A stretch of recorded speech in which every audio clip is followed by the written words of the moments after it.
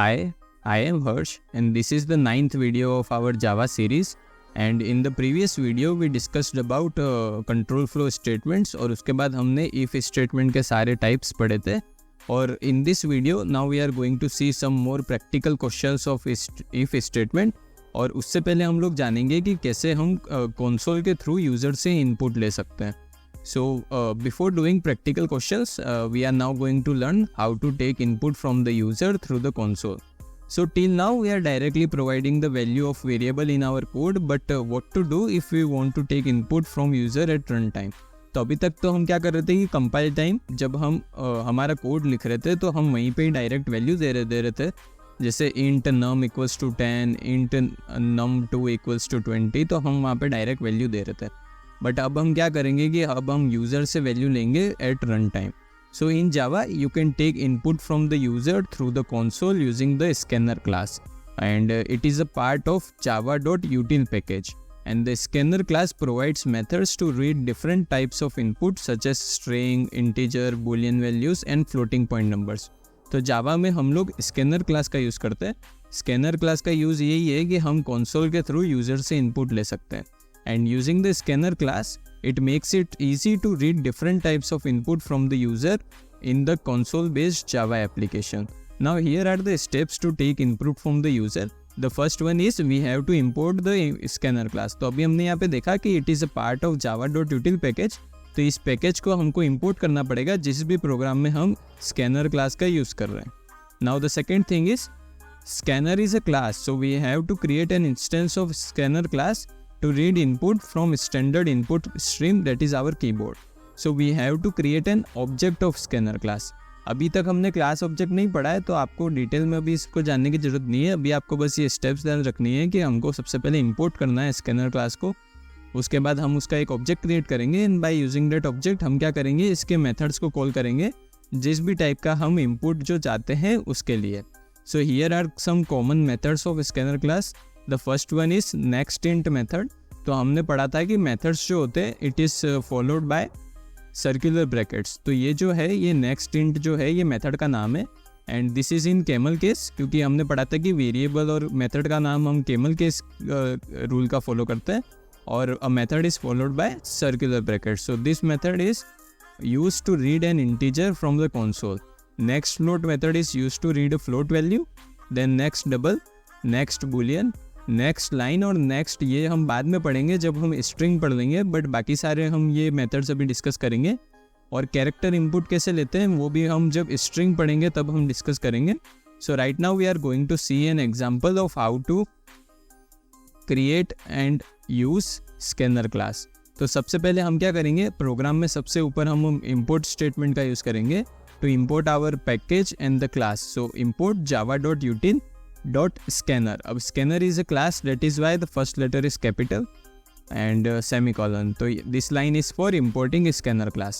Then we have created a class named user input और उस class के अंदर हमने मेन मेथड बनाया और मेन मेथड में हमने क्या किया, सबसे पहली लाइन में स्कैनर क्लास का ऑब्जेक्ट बनाया और उस ऑब्जेक्ट का नाम रखा हमने s. आप इस ऑब्जेक्ट का कुछ भी नाम दे सकते हैं, मैंने अभी शॉर्ट में खाली s दे रखा है. एंड उसके बाद हमने क्या किया, हमने नेक्स्ट इंट मेथड का यूज़ करके यूज़र से इनपुट लिया जो कि है एक इंटीजर इनपुट. तो हमने क्या किया, integer a equals to s dot next int. तो नेक्स्ट इंट मेथड का यूज़ करके हमने इंटीजर वैल्यू ली कंसोल से और वो स्टोर किस में हो रही है, a नाम के वेरिएबल में. और इसके बाद हम इसको a को प्रिंट करा दे रहे हैं. सो अभी हम ये प्रैक्टिकल करके देखेंगे जिससे आपको और क्लियर अंडरस्टैंडिंग होगी कि क्या हो रहा है इस प्रोग्राम में. सो हमने नोटपैड खोल दिया. मैं इसको फुल स्क्रीन कर देता हूँ और फ़ॉन्ट की साइज़ बढ़ा देते हैं Ctrl+ करके. सो सबसे पहले हम क्या करेंगे, हमारा जो स्कैनर क्लास है उसको हम इंपोर्ट करेंगे. सो java.util.scanner. सो बाय डिफ़ॉल्ट जो होता है वो java.lang पैकेज जो होता है वो हर प्रोग्राम में इंपोर्टेड होता है, बट स्कैनर क्लास जो है वो java.util पैकेज के अंदर होती है, इसलिए हमको इसको अलग से इंपोर्ट करना पड़ता है. So now we are going to create public class user input. So हमने यूज़र इनपुट नाम की एक क्लास बना ली है और क्लास का नाम पास्कल केस में होता है. That means the first letter and the second letter of the class should be capital. और इसके बाद हम लोग क्या करेंगे, मेन मेथड बनाएंगे. So public static void main.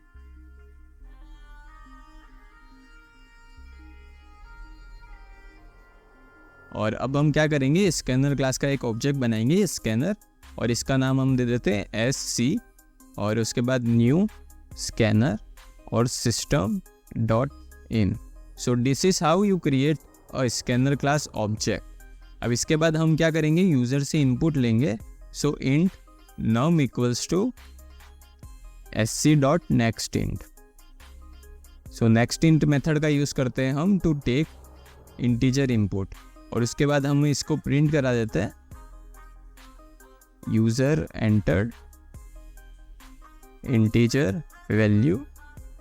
सो डबल कोट्स में हम जो भी लिखते हैं system dot out dot println के, वो एज इट इज़ प्रिंट होता है, और उसके बाद हम प्लस साइन का यूज़ करेंगे to append it with our num value.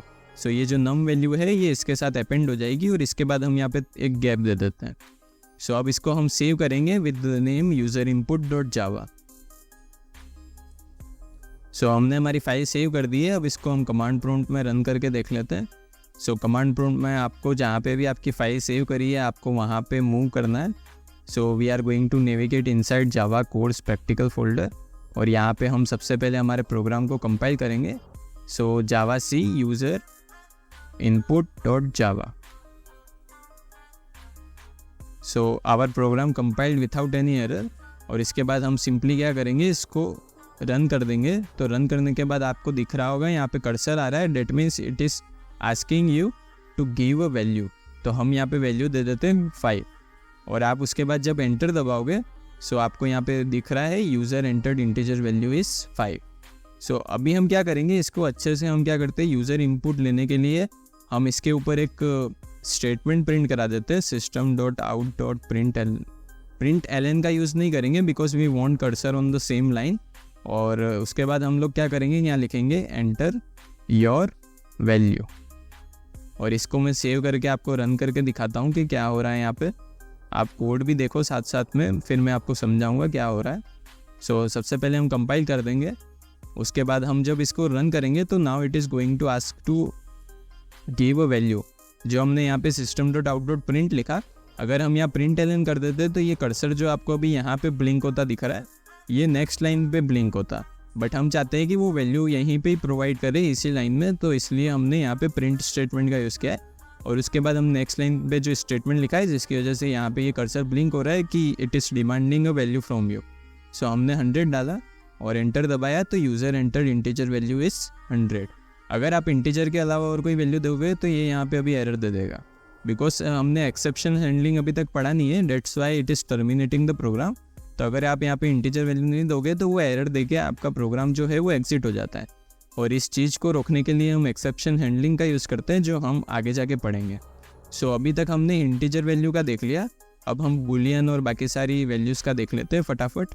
सो सबसे पहले हम देख लेते हैं system dot out dot print, और यहाँ पे हम कहते हैं इसको enter your float value, pi value कर देते हैं हम, एक पाई की वैल्यू ले लेते हैं यूज़र से, और इसका वेरिएबल का नाम भी हम पाई रखते हैं, and SC dot next float,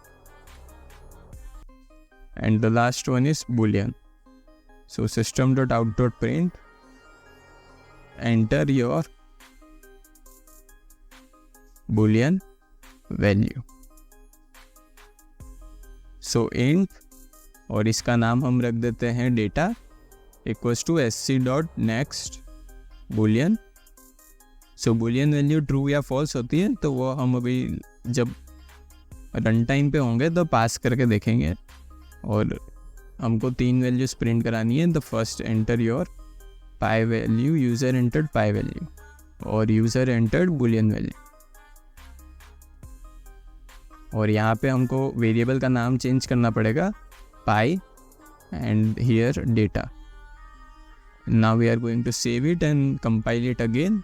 so CLS से आपकी स्क्रीन क्लियर हो जाएगी कंसोल की, उसके बाद आप वापस से कंपाइल करें प्रोग्राम को, और कुछ एरर आ रही है, boolean can not be sorry. So here what we have done mistake is, यहाँ पे हमने डेटा टाइप जो है वो गलत दिया दोनों जगह। So float pi and boolean data. अब हम इसको वापस से रन करेंगे। सो कंपाइल हो गया विदाउट एनी एरर, और सबसे पहले हम हमारी इंटीजर वैल्यू देंगे 60, उसके बाद पाई की वैल्यू होती है 3.14 और बुलियन वैल्यू हम दे देते हैं true. So it is displaying user entered integer value is 60, user entered pied value is 3.14 और user entered boolean value is true. So this is how you take input from the user at run time. पहले हम यहाँ पे क्या कर रहे थे, directly यहाँ पे हम नंबर उसको वैल्यू दे देते थे. फॉर एग्जांपल इंट a = 10, तो हम उसको यहीं पे ही जब हमारा कंपाइल टाइम होता है तभी हम वैल्यूज़ दे रहे थे. बट अब हम यूज़र से क्या कर रहे हैं, रन टाइम पे वैल्यू ले रहे हैं. सो अभी हम आगे जितने भी प्रोग्राम देखेंगे इसमें हम अब यूज़र से क्या करेंगे, रन टाइम पे वैल्यू लेंगे. So in the above example we are taking integer input from the user from the console and then displaying the value using system.out.println statement. तो हमने यही चीज़ करी अभी प्रैक्टिकल में भी. मैं ये फाइल का लिंक भी डिस्क्रिप्शन में दे दूंगा तो आप रिवीजन कर सकते हैं. एंड द सेकेंड एग्जाम्पल भी हमने ये देख लिया जिसमें हमने इंटीजर वैल्यू भी ले ली यूज़र से, फ्लोट और बुलियन भी ले ली. And we will learn about how to take character input and string input in the upcoming chapters after we finish learning basics of string. So आपको क्या है कि बेसिक ऑफ स्ट्रिंग अभी मैंने पढ़ाया नहीं है. सो उससे पहले अगर मैं आपको बता दूंगा कि कैसे लेते हैं तो आपको समझ में नहीं आएगा. सो हम थोड़ा बेसिक ऑफ स्ट्रिंग पढ़ने के बाद हम डिस्कस करेंगे कि कैसे कैरेक्टर इनपुट लिया जाता है और कैसे स्ट्रिंग इनपुट लिया जाता है. And now we are going to use scanner class in almost every program that we are going to create from now. And the first practical that we are going to see today is in which we are going to check if a number is even और odd. So even number वो होते हैं जो 2 से divide हो जाते हैं और ऑड नंबर वो होते हैं जो 2 से डिवाइड नहीं होते. So now we are going to create a program for this. So इस प्रोग्राम को मैं अभी सेव कर देता हूँ और उसके बाद हम अब न्यू फाइल क्रिएट करेंगे. सो न्यू फाइल में जाएंगे और न्यू फाइल में सबसे पहले हमको अब इंपोर्ट हर प्रोग्राम में करना है. तो आपको ये स्टेटमेंट याद रखना है, import java.util.scanner. उसके बाद हम बनाएंगे पब्लिक क्लास और इसका नाम हम रख देते हैं चेक इवन ऑड. आप सबसे ऊपर कमेंट भी रख सकते हैं यहाँ पे, checking even odd using if statement. So next time आप जब ये कोड ओपन करोगे तो आपको कोड देख के समझने की ज़रूरत नहीं है, आप ऊपर कमेंट पढ़ सकते हो कि आपका कोड इस प्रोग्राम में क्या कर रहा है. So public static void main string args. और अब हम क्या करेंगे, सबसे पहले हम हमारा जो स्कैनर क्लास है उसका ऑब्जेक्ट क्रिएट करेंगे. So scanner s equals to new scanner and system.in. And then we are going to create our first variable. So हम क्या करेंगे, डायरेक्ट यहाँ पे सबसे पहले प्रिंट करा देते हैं system.out.print एंटर योर फर्स्ट. सो अभी एक ही नंबर ले रहे हैं हम. सो एंटर योर नंबर और उसके बाद हम इंटीजर इनपुट ले लेते हैं यूज़र से, int num equals to s.nextInt. अब हमको क्या चेक करना है कि ये नंबर इवन और ऑड है जो यूज़र डाल रहा है. तो अब num के अंदर वैल्यू आ गई जो भी यूज़र वैल्यू डाल रहा है. तो अब हम इफ़ स्टेटमेंट का यूज़ करेंगे जो हमने लास्ट वीडियो में पढ़ा और यहाँ पे हम चेक करेंगे num मॉड्यूलस 2 इक्वल टू 0. सो यहाँ पे मॉड्यूलस 2 का मतलब ये है, फॉर एग्जांपल आपके num की वैल्यू 10 है. सो 10 मॉड्यूलस 2 इक्वल टू 0. तो ये चेक करेगा कि आपके इसका रिमाइंडर जो है वो 0 आ रहा है कि नहीं. अगर रिमाइंडर 0 आया date means it is perfectly dividing by 2 और रिमाइंडर कुछ और आ रहा है 0 के अलावा डेट मीन्स कि वो 2 से डिवाइड नहीं हो रहा है. सो इफ़ अगर हमने 10 वैल्यू दी तो 10 तो 2 से डिवाइड होता है और वो 0 देगा. सो हमको क्या करना है, यहाँ पे फिर प्रिंट कराना है इफ़ स्टेटमेंट के अंदर by using system.out.println that number is even. और अगर वो 2 से डिवाइड नहीं हो रहा है तो हम एल्स स्टेटमेंट में क्या प्रिंट कराएंगे. सो हम एल्स पार्ट में प्रिंट कराएंगे that it is odd, number is odd. So आप यहाँ पे देख सकते हैं हमने ऑपरेटर जो है वो कौन कौन से यूज़ किए, equal to and modulus. So modulus operator जो रहता है वो रिमाइंडर रिटर्न करता है.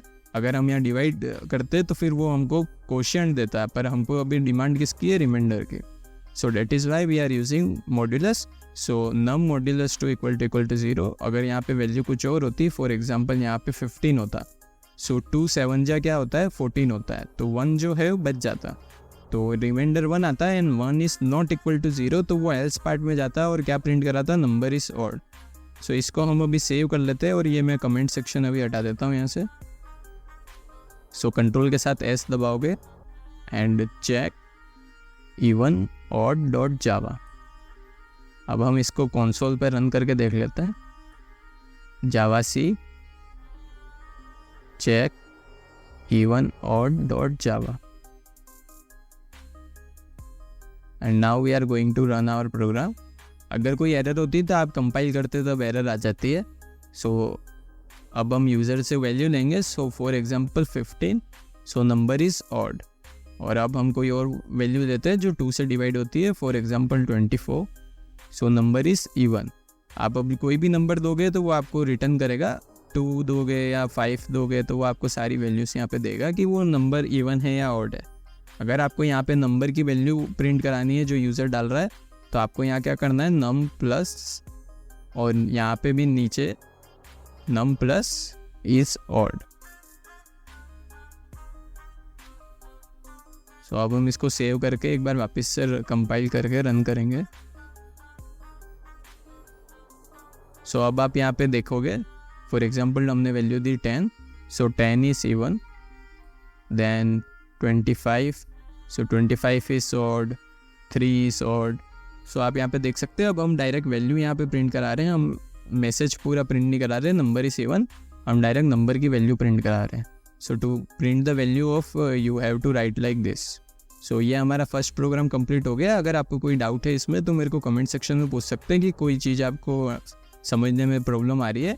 और जो लॉजिक्स हैं वो धीरे धीरे आपके बनने लग जाएंगे जब आप ज़्यादा प्रैक्टिस करोगे कोड्स की और आप खुद से सोचोगे कि कैसे होगा, तो आपको ये लॉजिक आ जाएंगे। आपको बस सिंटेक्स याद होने चाहिए इफ़ स्टेटमेंट का और ये सब का, तो वो हमने प्रीवियस वीडियो में डिस्कस किया था कि हम इफ़ स्टेटमेंट का सिंटेक्स कैसे लिखते हैं और ये सब, तो ये सब आप प्रीवियस वीडियो में देख सकते हो।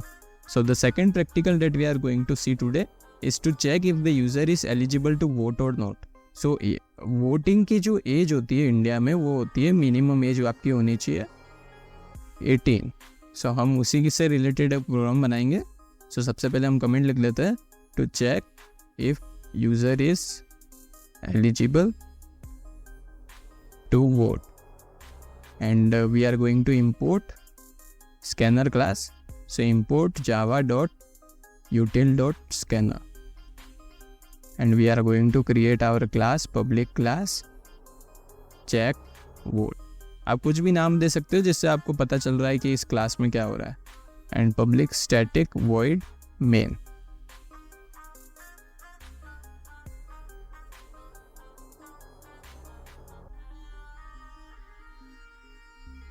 And then we are going to create the object of scanner class.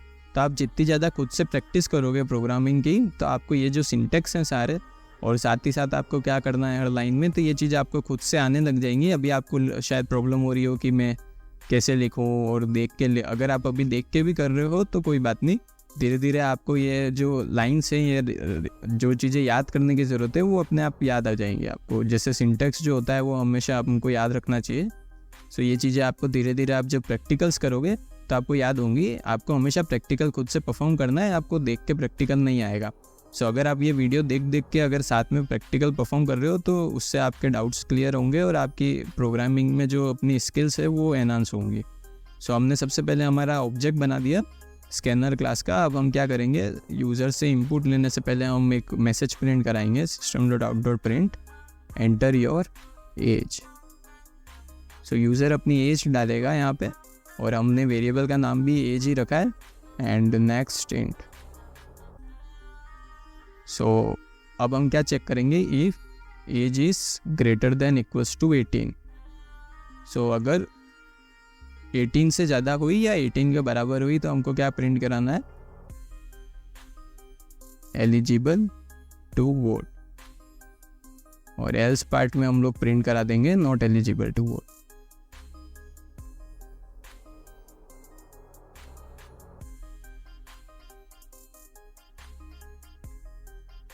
और इसको अब हम सेव कर लेते हैं चेक वोट नाम से, चेक वोट डॉट जावा। सो आप जब भी कोड कर रहे हो, जैसे आप क्लास भी क्रिएट कर रहे हो, तो आप हमेशा एक आदत बना लें कि आपको कर्ली ब्रेसेस 2 यूज़ करना है। तो आपको एक क्लोजिंग ब्रैकेट पहले से ही आपको यहाँ पे आ जाएगा, आप दोनों ब्रैकेट एक साथ ही खोलें। सेम वे आप मेन फंक्शन भी क्रिएट कर रहे हैं तो साथ में खोलें, जिससे आपको क्या होगा कि कहीं पे एरर नहीं आएगी, सिंटैक्स एरर। अगर आप फिर एक कहीं पे कर्ली ब्रेसेस ओपन करना तो आपने कर लिया, पर क्लोज करना भूल गए तो फिर आपको वहाँ पे एरर आएगी। सो it is a good practice if you start a curly braces and and curly braces. अगर आप आईडी यूज़ कर रहे हो कोई, तो आईडी में तो ये अपने आप ओपनिंग और क्लोजिंग आपको दे देगा। So now we are going to compile our program. So java c checkvote.java and java check vote. So हम यहाँ पे एज दे देते हैं 23, एलिजिबल टू वोट आप कोई और एज डाल के देख सकते हैं 45, and we can also write 18, so eligible to vote. But अगर आप 17 डाल दोगे तो यहाँ पे आएगा not eligible to vote. So आप एक चीज़ देख सकते हो, अगर आप एज 100 के ऊपर भी डाल रहे हो तो भी यहाँ पे एलिजिबल टू वोट आएगा। तो आप वैसे तो होते हैं बहुत से लोग 100 ऊपर भी जी जाते हैं, पर अगर आपको कोई लिमिट डालनी है यहाँ पे, तो यहाँ पे आप लॉजिकल ऑपरेटर का यूज़ करके age is less than equals to की भी लिमिट डाल सकते हैं। ऐसा मेरे को तो शायद याद नहीं है कि अपने देश में कोई लिमिट है कि एज इससे कम होनी चाहिए वोट के लिए या ऐसा कुछ भी। So this is all about checking that a person is eligible to vote और not. So in the next program what we are going to see, आप एक होमवर्क क्वेश्चन और कर सकते हो to check if a user is eligible to drive a vehicle और not. So vehicle drive करने के लिए अगर आप 4 व्हीलर ड्राइव करना चाहते हैं तो आपकी एज 18 से ऊपर होनी चाहिए। तो आप उसके लिए एक प्रोग्राम खुद से बना के देखो एक बार। And in the next practical what we are going to see, we are going to find the largest number among the 3 numbers. So previous video में हमने खाली 2 नंबर के बीच में जो बड़ा नंबर है वो देखा था हमने। नाउ हम क्या देखेंगे, ग्रेटर नंबर देखेंगे अमंग 3 नंबर्स, और इसमें हम लोग यूज़ करेंगे इफ़ एल्स इफ स्टेटमेंट का। So let's start. हम एक न्यू फाइल बना लेते हैं और यहाँ पे सबसे पहले हम इंपोर्ट करेंगे, इंपोर्ट java.util.scanner, और उसके बाद हम हमारी क्लास का नाम देंगे पब्लिक क्लास।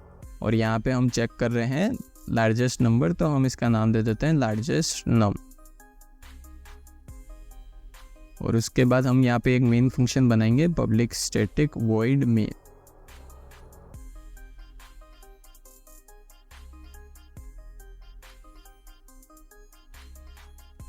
और सबसे पहले आपको क्या करनी है, अपने स्कैनर क्लास का ऑब्जेक्ट बनाना है।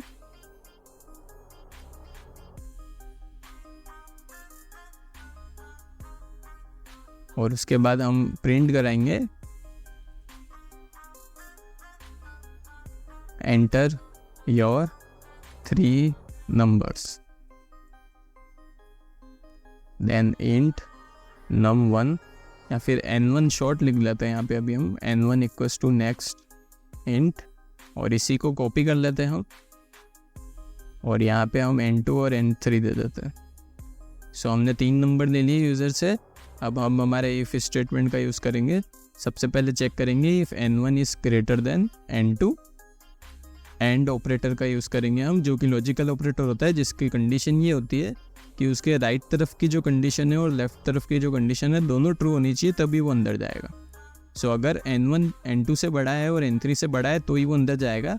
अगर 1 से बड़ा है और 1 से छोटा है तो फिर वो इफ़ स्टेटमेंट के अंदर नहीं जाएगा। सो system.out.println, और यहाँ पे हम प्रिंट करा देते हैं n1 plus is greater. Same way हमको एल्स इफ स्टेटमेंट का यूज़ करना पड़ेगा। n2 is greater then n1, and operator का यूज़ करेंगे हम, n2 is greater then n3।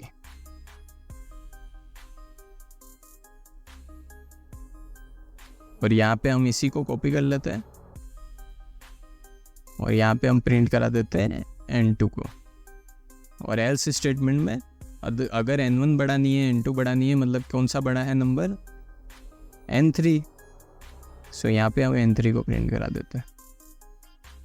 So and operator का एक बार मैं वापस बता देता हूँ। दोनों तरफ जो कंडीशन होती है, this is the first condition, अगर ये ट्रू है और ये वाली भी जो कंडीशन है ये भी ट्रू है तो ही वो इस इफ स्टेटमेंट के अंदर जाएगा, नहीं तो वो एल्स इफ पार्ट पे जाएगा।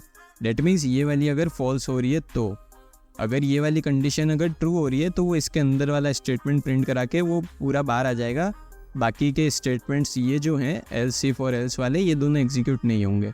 अगर ये फॉल्स होता है, यहाँ पे अगर फॉल्स है तो वो एल्स इफ में चेक करेगा, और अगर ये ट्रू होता है तो ये इसको प्रिंट करके बाहर आ जाएगा, वो एल्स को प्रिंट नहीं करेगा।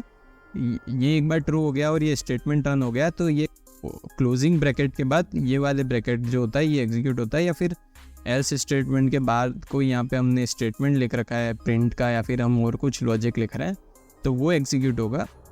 सेम वे अगर ये भी फॉल्स हो जाता है तो फिर हमारा एल्स पार्ट जो है वो एग्जीक्यूट होगा। So I hope you are understanding. अगर कोई डाउट है तो मेरे को आप कमेंट सेक्शन में बताएं। सो इसको हम सेव कर लेते हैं, लार्जेस्ट नम डॉट जावा। सो प्रोग्राम हमने सेव कर लिया।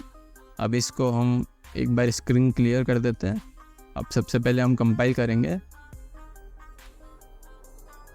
सो Java c largest num dot Java and then we are going to run it. So हम कोई 3 नंबर प्रोवाइड करने हैं। So for example 10, 20 and 5। So अभी लार्जेस्ट 20 है and it is printing 20 is greater. So हमने n1 की value क्या दी, 10 दी। सो सबसे पहले यहाँ पे वो क्या चेक कर रहा है, इफ़ 10 इज़ ग्रेटर देन 20, तो ये तो ट्रू है। और जो सेकंड कंडीशन है वो क्या दिख रहा है, if n1 is greater then n3। सो ये तो फॉल्स हो गई because 10 is not greater than 20। सो ये फॉल्स है और ये वाली ट्रू है। That's is why it is not going inside this if statement. अब वो एल्स इफ में चेक करेगा कि n2 ग्रेटर देन n1 है। सो 20 is greater then 10, yes, and 20 is greater then 5 also. So that is why it is going inside this one and it is printing 20 is greater. हम और कोई value दे के देख लेते हैं। फॉर एग्जांपल हमारी first value सबसे बड़ी रखते हैं हम और बाकी सारी छोटी। सो आप यहाँ पे देख सकते हैं 50 इज़ ग्रेटर। अब हम थर्ड वैल्यू सबसे बड़ी रखेंगे 60, 50 and then 77. So 77 is greater. So this is all about how to find the largest number among 3 numbers. आप इसमें खुद से प्रोग्राम कर सकते हैं जिसमें आप 3 नंबर में सबसे छोटा नंबर निकाल रहे हैं। तो ये आप होमवर्क एक्सरसाइज कर सकते हैं। Now the next question is to find if a number is divisible by 2 and 5। मतलब कोई नंबर है वो 2 और 5 दोनों से डिवाइड होना चाहिए। जैसे 10 जो है वो 2 की टेबल में भी आता है और 5 की टेबल में भी आता है, तो वो क्या प्रिंट करेगा, यस प्रिंट करेगा that it is divisible by both. So हम ये वाला प्रोग्राम भी देख लेते हैं। So same way we are going to import our scanner class और इसका नाम हम रख लेते हैं public class div that is divisibility check।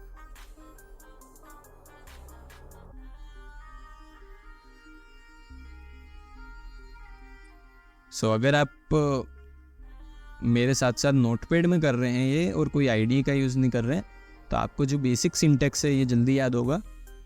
And now we are going to create our scanner class object. So जब भी हम ऑब्जेक्ट क्रिएट करते हैं तो न्यू कीवर्ड का यूज़ करते हैं, जो हमने यहाँ पे देख रहा होगा आपको। अब ये न्यू कीवर्ड क्या होता है और ऑब्जेक्ट क्या होता है, क्लास क्या होता है, ये हम डिटेल में आगे जानेंगे जब हम ऑब्जेक्ट ओरिएंटेड प्रोग्रामिंग चालू करेंगे पढ़ना। So now we are going to take input from user system.out.println। Sorry ln नहीं आएगा यहाँ पे, एंटर योर नंबर। और वो नंबर को फिर हम क्या करेंगे, चेक करेंगे कि वो 2 और 5 से डिविजिबल है या नहीं। Int num equals to s dot next int. और अब हम क्या चेक करेंगे, if num modulus 2 equal to 0 and num modulus 5 equal to 0। अगर हम यहाँ एंड यूज़ नहीं कर रहे तो वो दोनों में से एक से भी डिवाइड होता तो वो अंदर जाता, इफ स्टेटमेंट एग्जीक्यूट होता। अगर हम एंड यूज़ कर रहे हैं डेट मीन्स दोनों कंडीशन ट्रू होनी चाहिए। एंड की जगह अगर हम और लगा देंगे तो फिर दोनों में से एक भी ट्रू होगी तो वो इफ स्टेटमेंट को एग्जीक्यूट करेगा वो। सो डिविजिबल बाय 2 and 5 और इस स्टेटमेंट को हम कॉपी कर लेते हैं एंड एल्स में हम लोग प्रिंट कराएंगे नॉट डिविजिबल बाय 2 and 5। सो इसको हम चेक सेव कर लेते हैं, div check dot Java.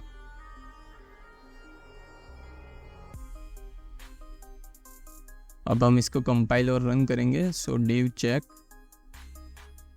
Dot Java and again div check. So हम अपना नंबर दे देते हैं, for example 50. So it is divisible by 2 and 5. Then 25. So it is only divisible by 5 not by 2. So यहाँ पे अभी ये क्या देगा, नॉट डिविजिबल.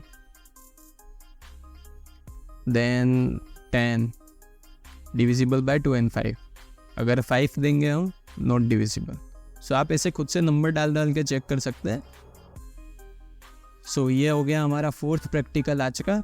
और अब हम एक लास्ट प्रैक्टिकल देखेंगे जिसमें हम ग्रेड कैलकुलेशन देखेंगे कि अगर स्कोर जो है जो यूज़र डाल रहा है, फॉर एग्जांपल अगर 90 से ऊपर है तो प्रिंट होना चाहिए ए ग्रेड, और अगर 80 से ऊपर है तो क्या आप ग्रेड प्रिंट होनी चाहिए. तो ये सारी चीज़ें हम अभी देखेंगे. So let's see. इसमें हमको मल्टीपल एल्स इफ स्टेटमेंट्स का यूज़ करना पड़ेगा. java.util.scanner पब्लिक क्लास, एंड इसका नाम हम रख लेते हैं grade check. Then public static void main.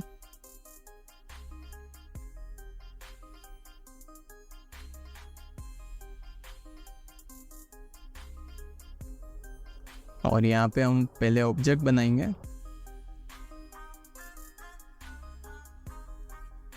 और इसके बाद हम यूज़र से इंपुट लेंगे.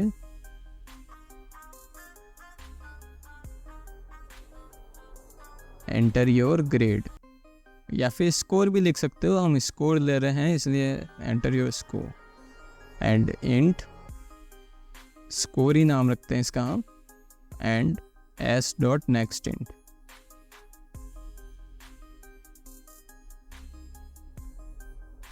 सो सबसे पहले इफ कंडीशन में हम लोग चेक करेंगे if grade is greater than equals to 80 and less than equals to 100.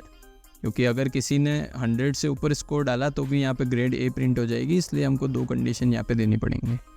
So system dot out dot print LN, और यहाँ पे हम प्रिंट करा देते हैं grade colon A. Same way else if statement, यहाँ पे हम देखेंगे if score is greater than equals to 60. सो यहाँ पे हम ऐसा करते हैं, ए ग्रेड जो है वो 90 प्लस कर देते हैं और बी ग्रेड जो है वो आएगी अगर आपका स्कोर है 70% plus. So system dot out dot print LN grade equals to B. Same way अगर स्कोर जो है वो 60 से ऊपर है और 70 से नीचे, अगर वो 70 से नीचे, यहाँ पे अब हमको कंडीशन डालने की ज़रूरत नहीं है, क्योंकि अगर वो 70 से ऊपर होता तो ये वाला जो एल्स इफ स्टेटमेंट एग्जीक्यूट होता और वो बाहर आ जाता. डेट मीन्स अगर हम यहाँ पे स्टेटमेंट डालते हैं score less than equals to 70 तो इसका कोई मतलब नहीं है, बिकॉज अगर वो 70 से ऊपर अगर हम कोई स्कोर डाल रहे हैं तो वो वैसे ही इस एल्स इफ में जा चुका है तो वो ये वाला एल्स इफ एग्जीक्यूट नहीं होगा. तो आपको टेंशन लेने की ज़रूरत नहीं है कि अगर आप score greater than equals to 70 डाल रहे हैं तो कोई भी बड़ा नंबर डालेंगे तो वो फिर क्या प्रिंट करेगा, तो उसके लिए आपको यहाँ पे टेंशन लेने की ज़रूरत नहीं है. So system dot out dot print LN. पर ये जो हमने फर्स्ट इफ लगाया इसमें आपको यहाँ पे एक और स्टेटमेंट की यहाँ पे ज़रूरत है, बिकॉज अगर 100 से ऊपर डाल दिया तो फिर क्या करेंगे, इसलिए हमने ये डाला. बट अगर जैसे यहाँ पे आप देख रहे हो अगर यूज़र ने स्कोर 90 प्लस डाला तो ये वाला इफ स्टेटमेंट एग्जीक्यूट हो गया, तो ये वाला तो हो ही नहीं रहा, तो इसलिए हमको यहाँ पे लेस देन वाली कंडीशन एंड लगा के ज़रूरत नहीं है. सो यहाँ पे हम क्या प्रिंट कराएंगे, ग्रेड जो है वो है C. Same way else if score is greater than equals to 40. So आप अपनी मर्ज़ी से यहाँ ग्रेड डाल सकते हैं, या फिर आप कोई आपके इंस्टीट्यूशन में या फिर कहीं पे भी जहाँ पे जो नॉर्मल ग्रेडिंग स्केल है आप उसका यूज़ करके यहाँ पे देख सकते हैं कि आपको कौन सी ग्रेड डालनी है. और अगर यूज़र इन सब में से किसी कैटेगरी में नहीं आ रहा, that means the user is fail because less than 40 marks. So यहाँ पे हम डाल देते हैं ग्रेड ई या फिर एफ. आप ई के लिए एक और बना सकते हैं कि अगर 30 से ऊपर है. सो आप अपने हिसाब से ग्रेड्स देख सकते हो, चेक कर सकते हो. अभी हम इसको सेव करेंगे।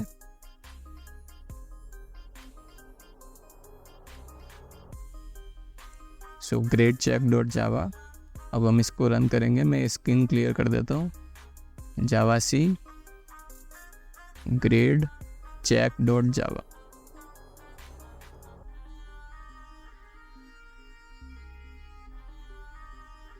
सो कोई भी ग्रेड डाल के देखो, अगर आप 100+ डालोगे तो वो अभी एल्स पार्ट में जाएगा, जिसको हम करेक्ट कर सकते हैं बाद में।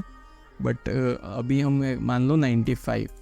सो ग्रेडी से अगर आप डालते हो 25, देन ग्रेड इस एफ, और 66 ग्रेड इस सी, और 75 ग्रेड इस बी। हम मान लो एफ ग्रेड को डाल देते हैं, एल्स इफ करके एक न्यू स्टेटमेंट मान लो यहाँ बना देते हैं। Else if score is greater than equals to 0। So अगर यूज़र 0 से नीचे की नेगेटिव वैल्यू डालता है या फिर पॉजिटिव वैल्यू डालता है 100 के ऊपर की, तो हम एल्स पार्ट में लिख सकते हैं यहाँ पे कि एंटर वैलिड स्कोर। सो अगर हम लोग ये चेक कर रहे हैं कि score is greater than equals to 0 और हम एंटर वैलिड स्कोर डाल रहे हैं, अगर वो 100 से ऊपर की वैल्यू डालता है यूज़र या माइनस में वैल्यू डालता है। पर अगर आपको यहाँ पे एक चीज़ देखने की ज़रूरत है कि यहाँ पे तो हमने ये लेस देन वाला लगा दिया, तो अब हमको इन सारे एल्स इफ स्टेटमेंट में भी लेस देन का लगाना पड़ेगा। बिकॉज जब ये इस कंडीशन फॉल्स हो रही है, फॉर एग्जांपल यूज़र ने 105 डाला स्कोर, तो ये कंडीशन तो फॉल्स हो गई। एल्स इफ में अब ये कंडीशन क्या हो रही है, ये ट्रू हो जाएगी, बिकॉज हमने यहाँ पे लेस देन की जो है कंडीशन नहीं डाली है। तो आपको सब में फिर लेस देन की कंडीशन डालनी पड़ेगी। लेस देन इक्वल्स टू 90 और यहाँ पे लेस देन इक्वल्स टू 70। तो आपको सब में फिर ये कंडीशन डाल के फिर चेक करना पड़ेगा, तो आपका जो एल्स पार्ट है वो एग्जीक्यूट होगा एंटर वैलिड स्कोर वाला। बट अगर आप यहाँ पे कोई नेगेटिव वैल्यू डाल देते हो, अभी यहाँ पे माइनस में 50, सो एंटर वैलिड स्कोर आ रहा है। सो this is all about today's video. और हमने अभी आज के दिन 5 प्रैक्टिकल देख लिए। From the next video we are going to learn about switch statement, और थोड़े और प्रैक्टिकल देखेंगे हम उसमें। And that's it. If you have any doubt, you can ask me in the comment section. Thank you.